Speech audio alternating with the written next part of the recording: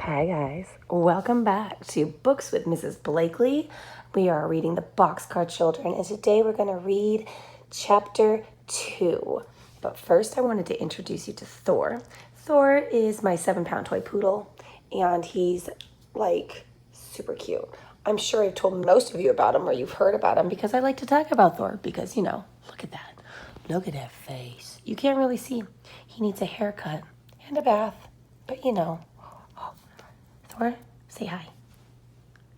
Oh my gosh, did he just wave at you? I didn't even train him to do that. That's amazing. That was just magical and just for you guys. All right, so here we go. The Boxcar Children. Okay, my friends.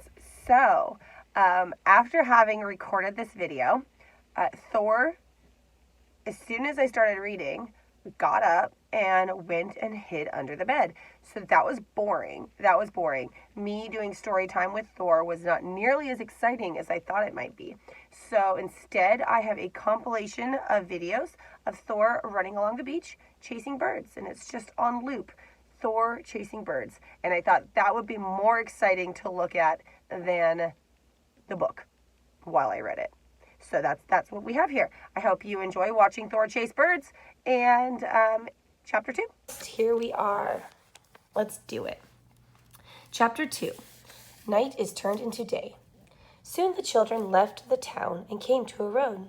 The big yellow moon was out, and they could see the road very well. We must walk fast, said Henry. I hope the baker and his wife don't wake up and find us gone. They walked down the road as fast as they could. How far can you carry Benny? Asked Violet. Oh, I can carry him a long way, replied Henry. But Jessie said, I think we could go faster if we woke him up now. We could take his hands and help him along. Henry stopped and put Benny down.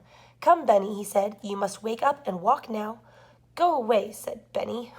Let me try, said Violet. Now, Benny, you can play that you are a little brown bear and are running away to find a nice warm bed. Henry and Jessie will help you, and we'll find a bed. We got Henry and Benny and Jessie and Violet and the big moon. Benny liked being a little brown bear, and so he woke up and opened his eyes. Henry and Jessie took his hands, and they all went on again. They passed some farmhouses, but the houses were dark and quiet. The children did not see anyone. They walked and walked for a long time. Then the red sun began to come up. We must find a place to sleep, said Jessie. I am so tired. Little Benny was asleep, and Henry was carrying him again. The other children began to look for a place. At last Violet said, Look over there. She was pointing to a big haystack in a field near a farmhouse. A fine place, Violet, said Henry. See what a big haystack it is. They ran across the field towards the farmhouse. They jumped over a brook, and then they came to the haystack. Henry was still carrying Benny. Jessie began to make a nest in the haystack for Benny, and when they put him in it, he went to sleep again at once. The other children also made nests. Good night, said Henry, laughing. It is good morning, I should think, replied Jessie. We sleep in the day and we walk all night, and when it is night again, we'll wake up and walk some more. The children were so tired that they went right to sleep. They slept all day, and it was night again when they woke up. Benny said at once, Oh, Jessie, I am hungry. I want something to eat. Good old Benny, said Henry. We'll have supper. Jessie took out a loaf of bread and cut it into 4 pieces. It was soon gone.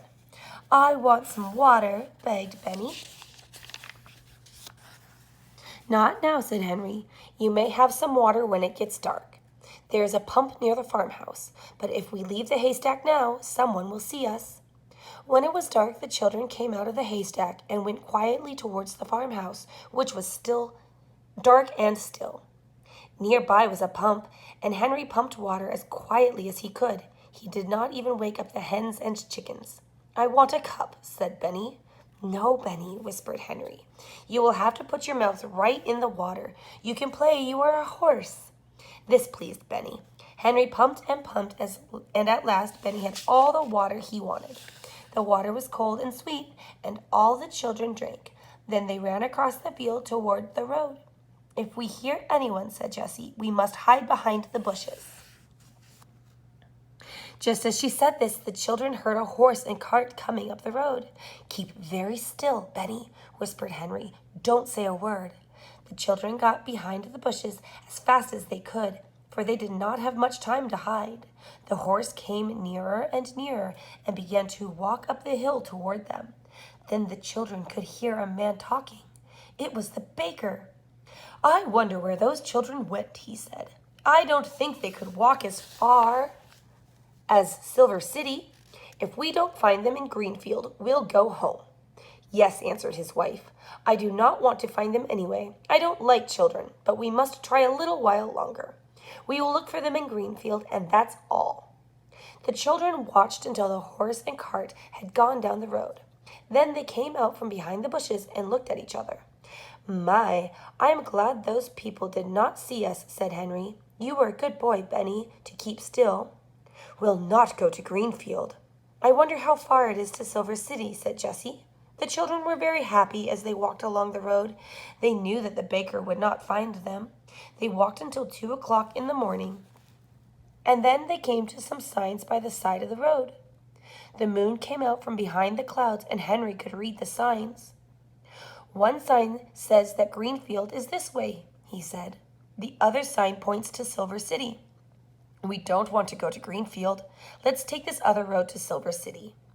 They walked for a long time, but they did not see anyone. "Not many people come this way, I guess," said Henry. "But that is all the better." "Listen," said Benny suddenly. "I hear something." "Listen," said Violet. The children stood still and listened, and they could hear water running. "I want a drink of water, Henry," said Benny. "Well, let's go on," said Henry, "and see where the water is. I'd like a drink too." Soon the children saw a drinking fountain by the side of the road. "Oh, what a fine fountain this is," said Henry, running toward it. "See the place for people to drink up high, and a place in the middle for horses, and one for dogs down below." All the children drank some cold water. "Now I want to go to bed," said Benny. Jessie laughed. "You can go to bed very soon." Henry was looking down a little side road, which had some grass growing in the middle of it. "Come," he cried. "This road goes into the woods. We can sleep in the woods." "This is a good place," said Jessie, as they walked along. "It is far away from people. You can tell that by the grass in the road. And it will be near the drinking fountain," said Violet. "That's right," cried Henry. "You think of everything, Violet." "It is almost morning," remarked Jessie, "and how hot it is." "I'm glad it is hot," said Henry, "for we must sleep on the ground.